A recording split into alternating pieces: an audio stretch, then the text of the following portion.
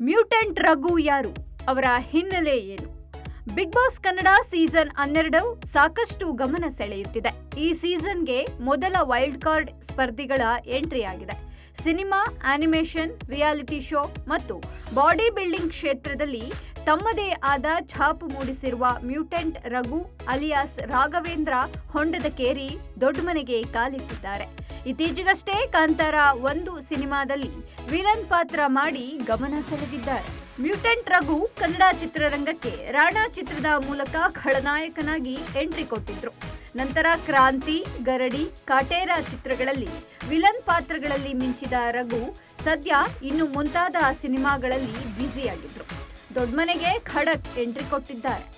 ರಘು ಅವರು ಕೇವಲ ನಟನೆಗೆ ಸೀಮಿತವಾಗಿಲ್ಲ, ಜೊತೆಗೆ ಆನಿಮೇಷನ್ ಕಲಾವಿದರಾಗಿ 15 ವರ್ಷಗಳ ಅನುಭವವನ್ನು ಹೊಂದಿದ್ದಾರೆ. ಮತ್ತು ರಾಘವೇಂದ್ರ ಹೊಂಡದಕೇರಿಯು ಬಾಡಿ ಬಿಲ್ಡಿಂಗ್, ಸ್ಟ್ರಾಂಗ್ ಮ್ಯಾನ್ ಮತ್ತು ಪವರ್ ಲಿಫ್ಟಿಂಗ್ನಲ್ಲಿ ರಾಷ್ಟ್ರ ಮತ್ತು ಅಂತಾರಾಷ್ಟ್ರೀಯ ಸ್ಪರ್ಧೆಗಳಲ್ಲಿ ಭಾಗವಹಿಸಿ ಪ್ರಶಸ್ತಿಗಳನ್ನು ಗಳಿಸಿದ್ದಾರೆ. ಅವರಿಗೆ ಕ್ರೀಡಾ ರತ್ನ ಪ್ರಶಸ್ತಿಯೂ ಲಭಿಸಿದೆ.